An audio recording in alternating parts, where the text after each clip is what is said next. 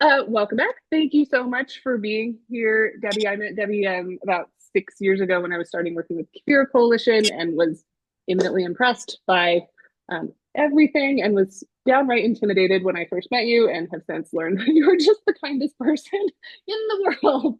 So I'm so glad to have you on and get to share your story with students and have them see what is possible out in the world as they go into a career that may be supporting agriculture or right there in it, living it day to day. So with that, however you would like to introduce yourself and what is your background? Sure. Thank you so much. Yeah, my name is Debbie Hughes. I'm currently the executive director for the New Mexico Association of Conservation Districts, which is a statewide nonprofit. But my background is I've pretty much been involved in agriculture for over 50 years, directly and indirectly. I married my high school sweetheart, so I actually moved to the ranch almost 50 years ago. So we worked. He originally had father, uncle, and brothers involved, and it was very hard at that time for them to accept that a female should be out there or could be out there on the horse with them, gathering either cows or sheep. They thought maybe I should be staying at the house. But anyways, I was very involved in the day to day. But as most of you will learn, if you're involved in agriculture, you need an outside job to have income because there is such a low profit margin, if any, most years. It's we are price takers, not price makers. A lot of agriculture, it's involved because of foreign trade. So I'm kind of excited to see where the world is going right now with foreign trade because I'm hoping that it'll really improve agriculture. But we raised three boys. We had our ranch with about 1,500 sheep and a couple hundred head of cattle. And then we also ran a neighboring ranch that had about 3,000 sheep and a lot of cattle. So in the summer, literally, my three sons, all of us were horseback at daylight, riding, anywhere 3, 4, 5 miles to a pasture together and mark lands. And I know at one point I felt like we were kind of abusing our children because they were doing this from the time they could set up on a horse. But I look back now, all three are grown men with families and they all own businesses of their own and they're now employing a lot of people. And so I guess that hard work is a value that I don't even know how you measure it. But yeah, so I immediately started wearing many hats. It started with about 10 years after we were married, a USDA truck showing up at our house. We were actually shearing. So I came down there to see what he wanted, and he said, we wanted to see if you would serve on the local soil and water district. And I said, what is a soil and water district? I did not know. And that was about 1986, something like that. So served on the local board here in Carlsbad for 10 years with some great people, learned a lot about the USDA programs. But then I started getting involved with the state level of the association, regional level, state level. And then we didn't have staff for our state association. Even though we met every month, we did not have staff. And so we got to the point where we're like, okay, we're going to hire somebody. And I was fixing to move into president. And I thought, I might as well apply for the job. I'm doing all the work anyways for free. So I applied. There was about 60 applicants.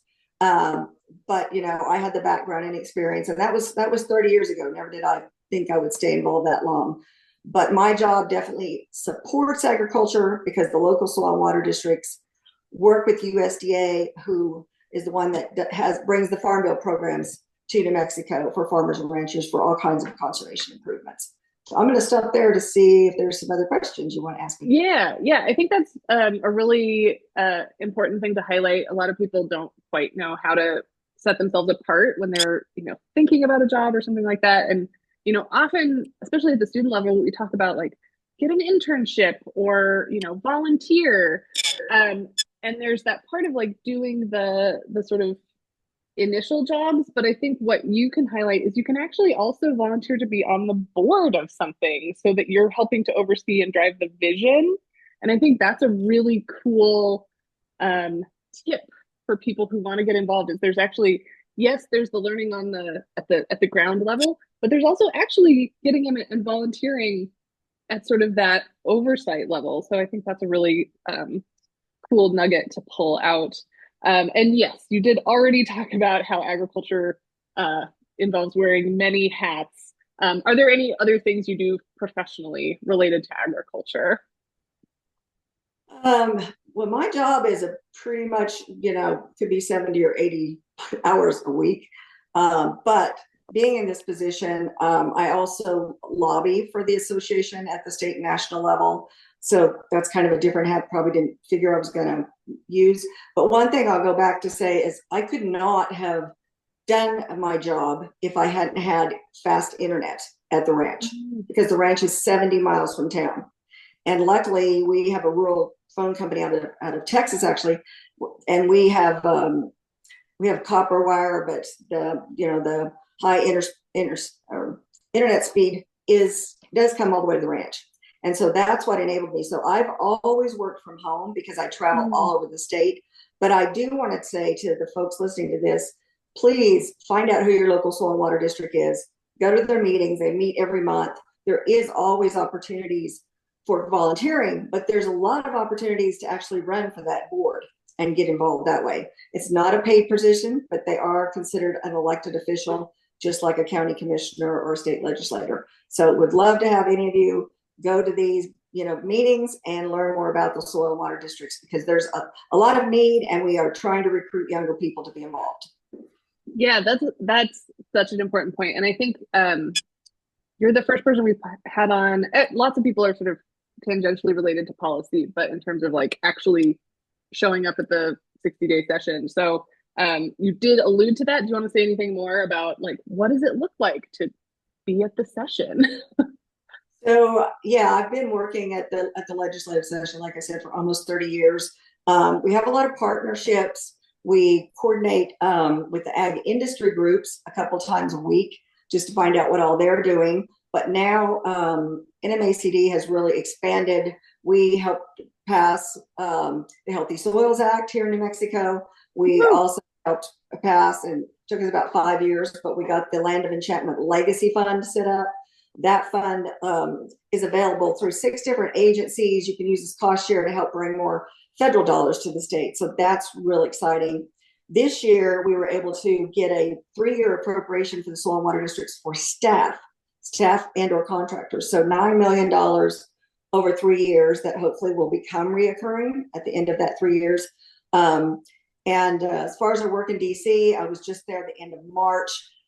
We talked to all of our, staffers and congressional folks up there, and our main focus is having to do with the Farm Bill, which now is in limbo probably for another year.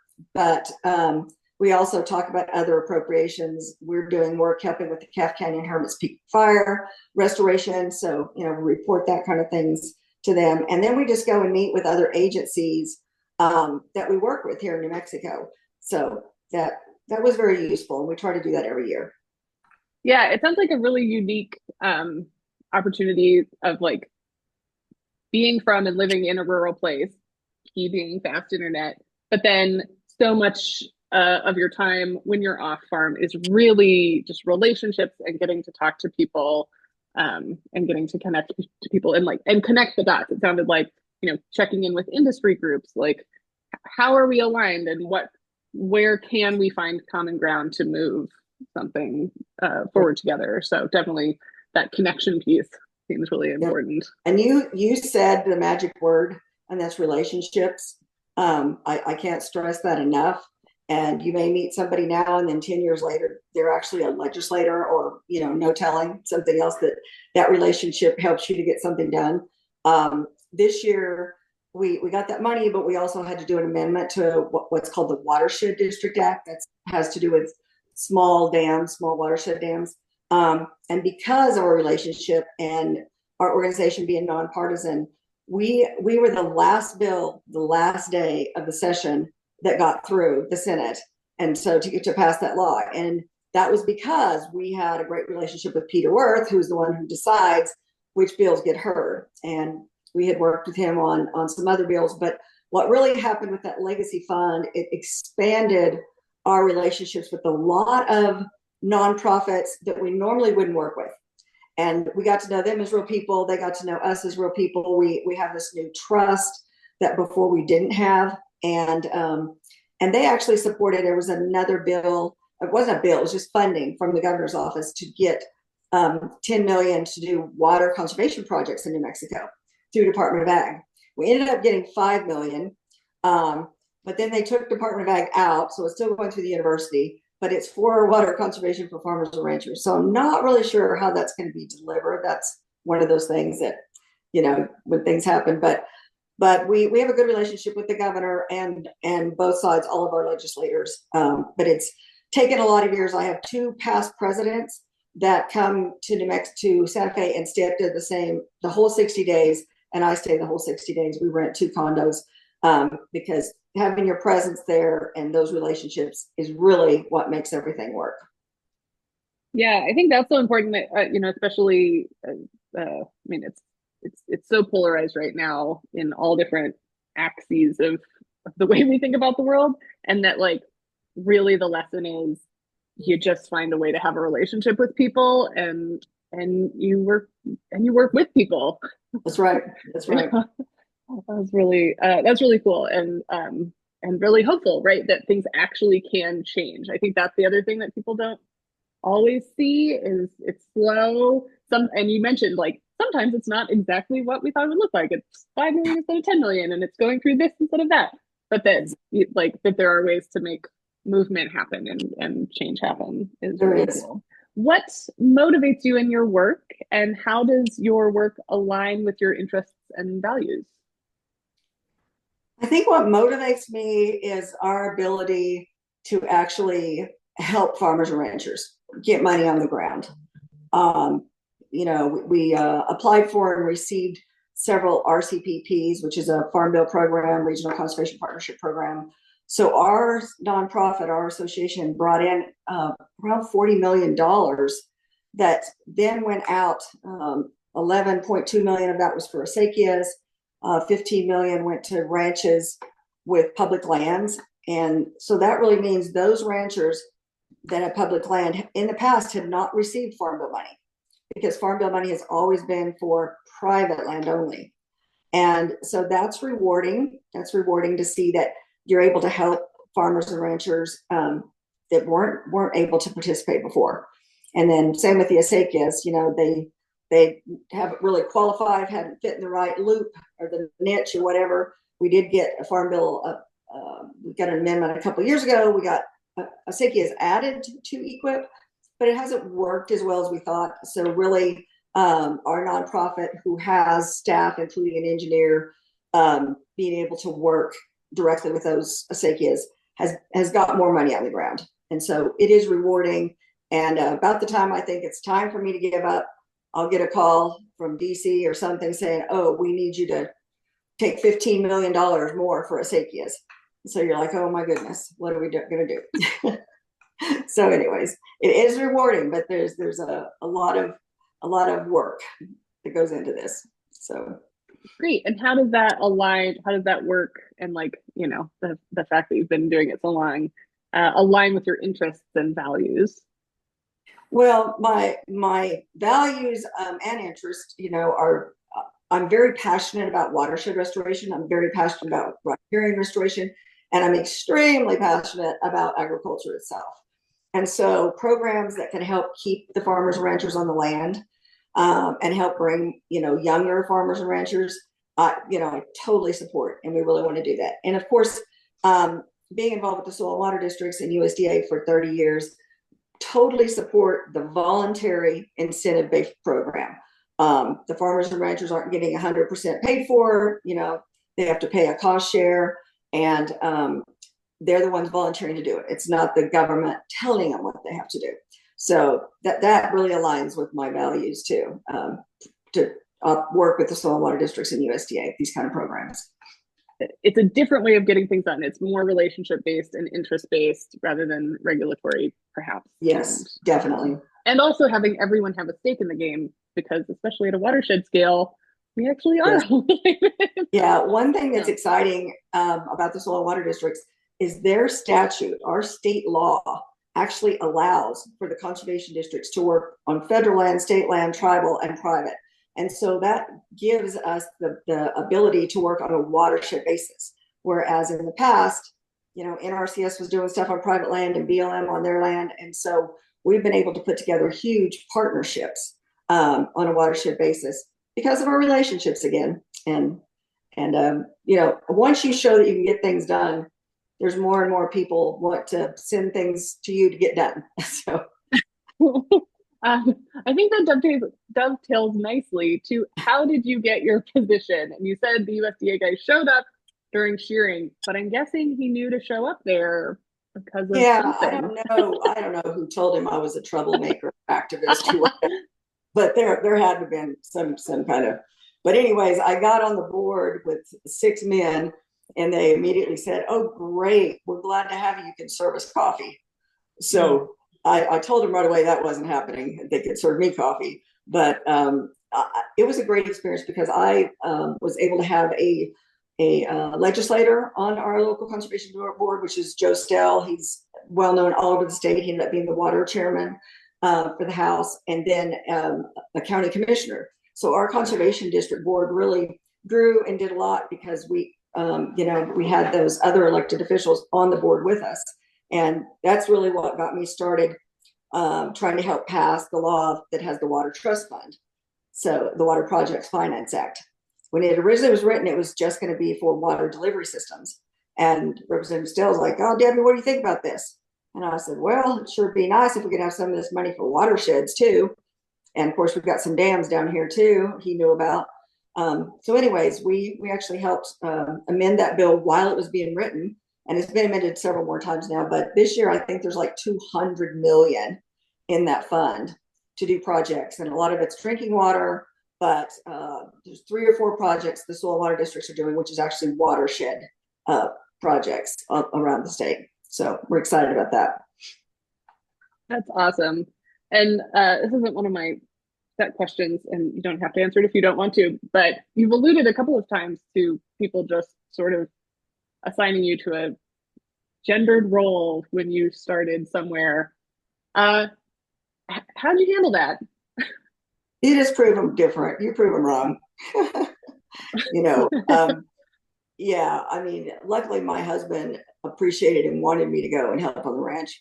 And, so that helped.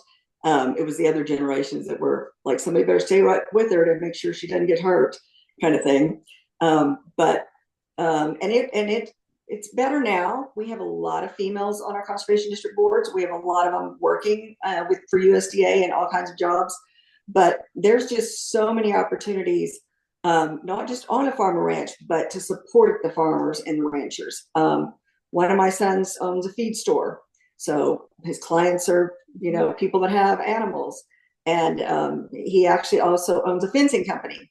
Most of his work is with farmers and ranchers, not all of it. He does some with oil and gas. But anyways, there's a lot of things you can stay involved with agriculture, even if you're not directly on that farm or ranch. And all of that's needed and appreciated. So yeah, absolutely. And that's been part of the big push of this webinar series is like people think of agriculture and they think of farming or ranching. And I'm like, yes, that's great for some people, but there's so many other opportunities. You can probably find your way, whatever your interest. Like we had a marketing person and we had a law person, and so an definitely. economics person. Like all of these are things we need.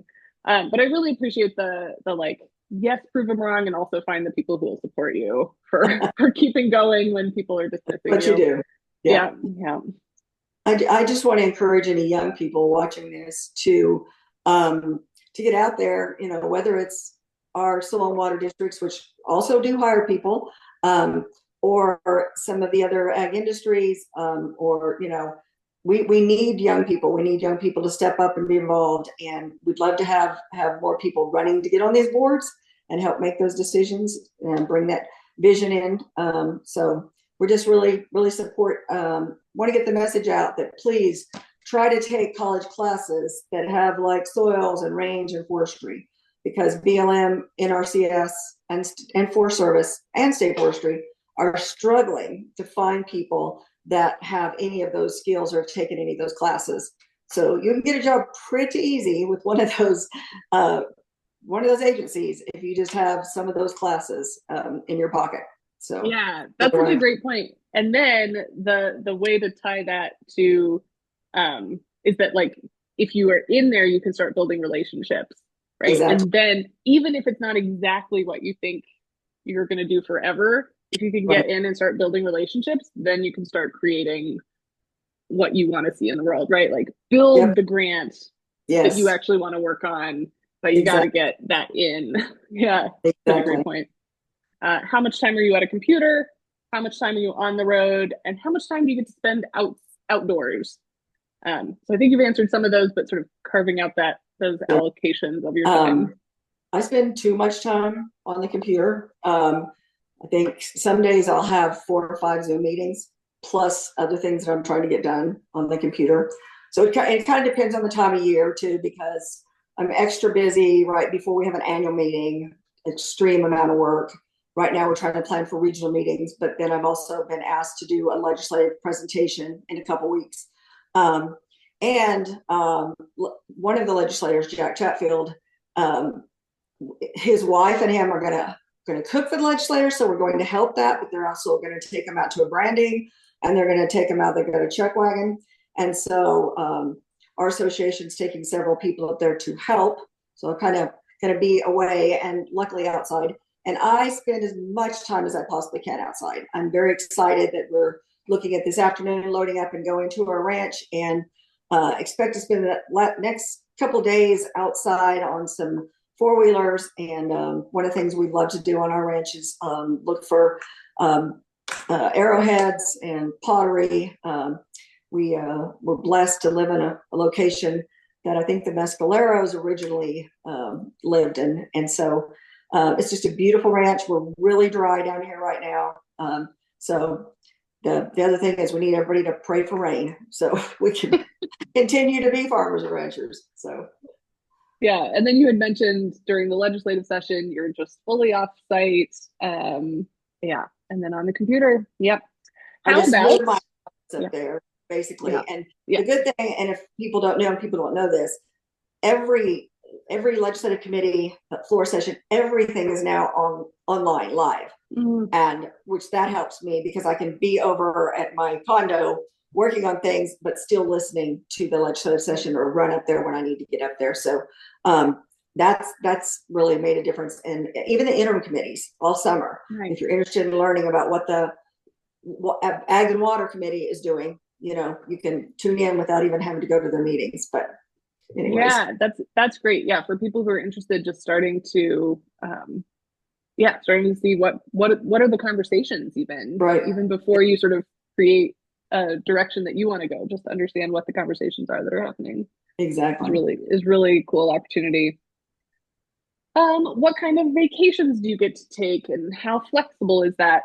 Or what else is important to you about work-life balance? Not everyone cares So about vacations. yeah, so I've always been a contractor as opposed to a employee, and all the folks that work for me are contractors. So that means you can do the work whenever you want.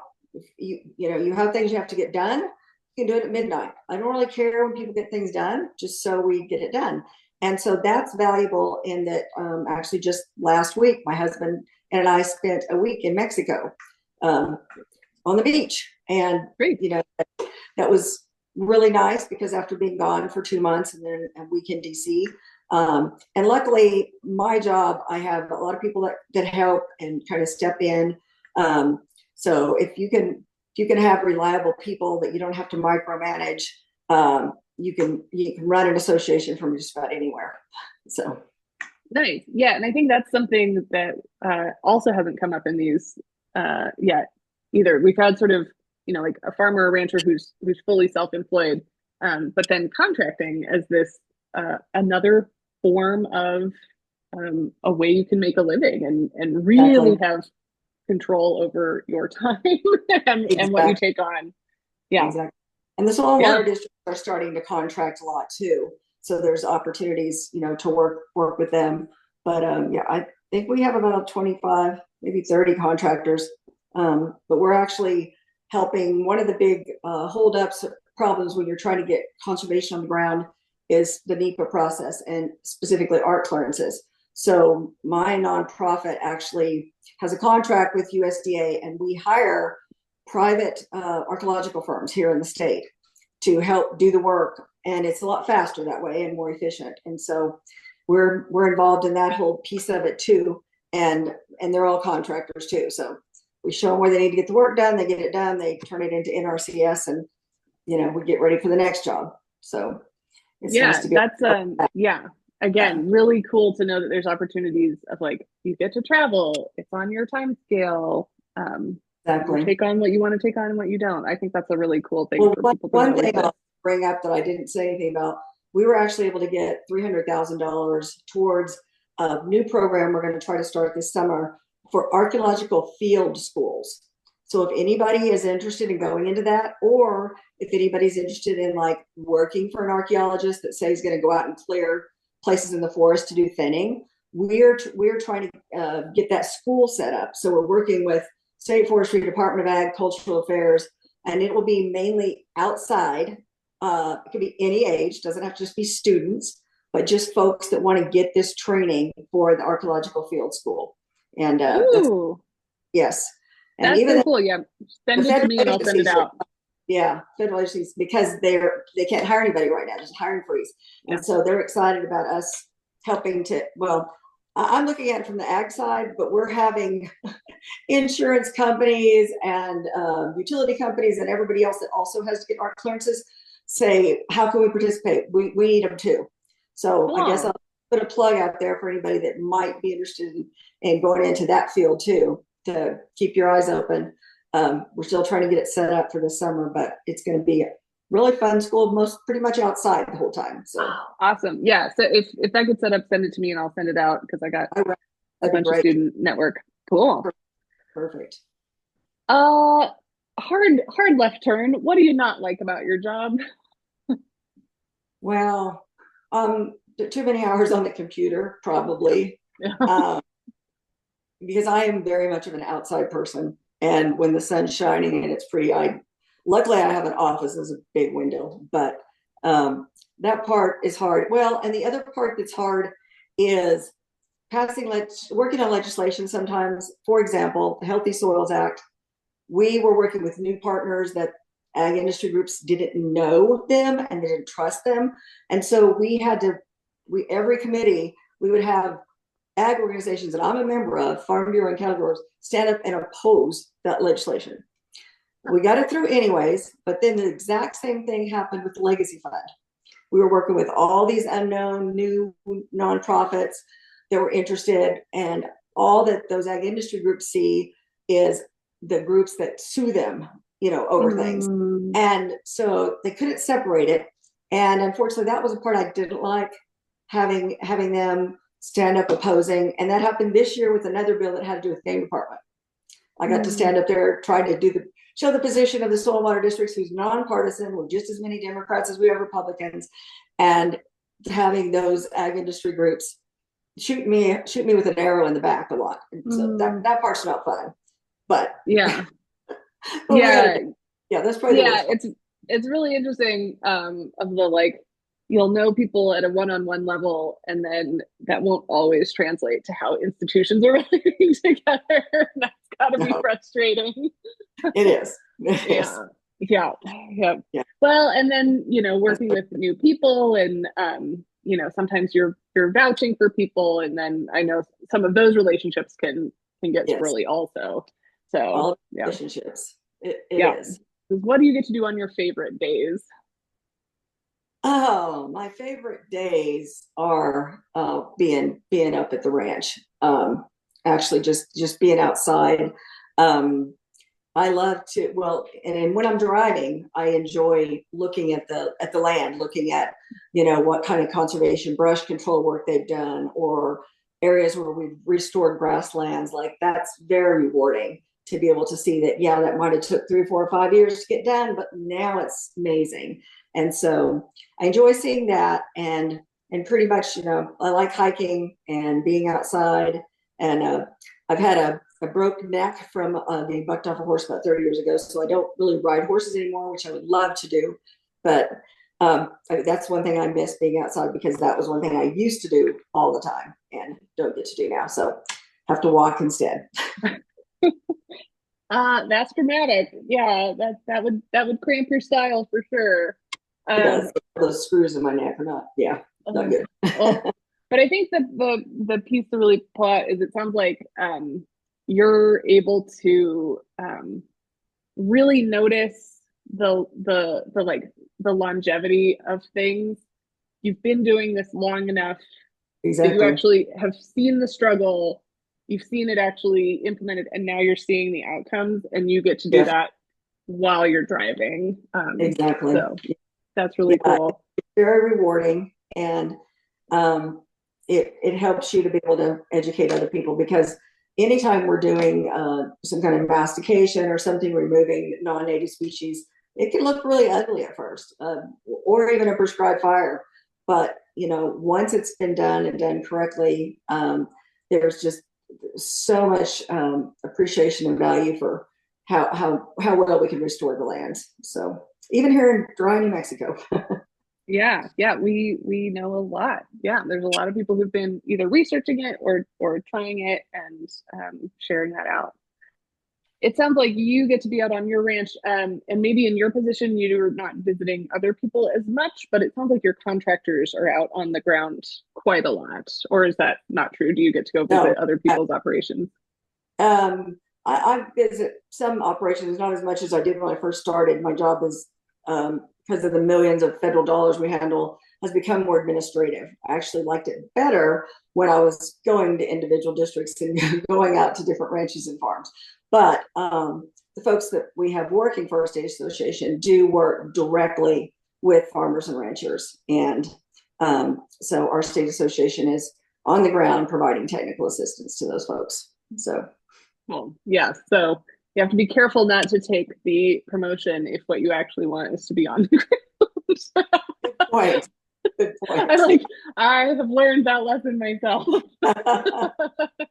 Yeah, um, not as fun to so just be working on audits. So yeah, yeah. So just you might get a pay bump, but you just have to know that that might yeah. have a consequence. So if you were going to hire someone to help you in your work, what would you look for in an applicant? Well, I actually have been hiring people lately. I'm trying to figure out a way to, phase myself out to some point. And people that have a passion. You can teach people a lot of things, but you can't teach them to have a passion and really care and want to get things done. And so I've actually hired a person. She's been working for me a couple of years, but she also wears another hat as a pretty high up elected official. So she has to do that part time. And then I've started hiring some other people to help with different pieces of what I do, with some of the financial management, things like that. Some help with planning conferences that in the past I was doing all by myself. And I just look for people who are going to get things done. I don't want to micromanage anybody. I try to hire people that are all smarter than me and have way more experience than I do. And so therefore they're able to just get out there and get the job done. We also just hired a lady that is handling our training program statewide. And she was the one that actually started and brought ag in the classroom to New Mexico. And Oh, awesome. since then, she's been a teacher in Colorado. She's been teaching adults. She's been teaching children, and she is very passionate. And lucky her, she's getting to drive around all the district meetings and meet everybody. But anyways, that's the kind of people I look for, and I just try to have their back as executive director and turn them loose, and they get a lot done if you can find the right people. So Nice. Yeah, absolutely. I think that's a really good lesson for sure. And you actually just brought up like two more possible like career entries, which is an I did. educator. We need lots of education and event planning. Like Yes. That's Mindfully bringing people together is a whole skill, and it's something that people can get really good at. So, right. just Right. in case you didn't want to dig in the dirt, there are Right. so many other things There's a you can lot be of other doing. pieces. Yes. Yeah, and get really good at it, and then plug in where you can. And Yeah. we're actually trying to also find some people that can help with the lobbying. The two gentlemen helping me right now are in their 70s. You know, they're not going to be around forever. Neither am I. So that's probably one of the biggest things I'm worried about is who's going to step in to do that, because it's hard to find people that have that kind of commitment to stay up there for Mm-hmm. in Santa Fe. So Yeah, and and just the life circumstances, right? I think yes, there's some, there's some challenges for that, but yeah, big opportunities if people are able to. Yeah. I just want to stress there's a lot of opportunities in ag and to support ag.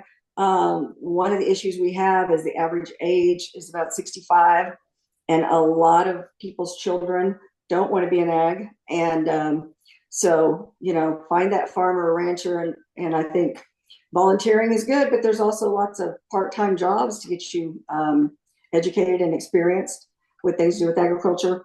And then I just can't stress enough how much we need young people and people involved with the soil and water conservation districts. Their meetings are all open. You can find all this information online at our website, www.nmacd.org. So it's really easy. You find a lot of information on there if you're interested more about the soil and water conservation districts or state association. So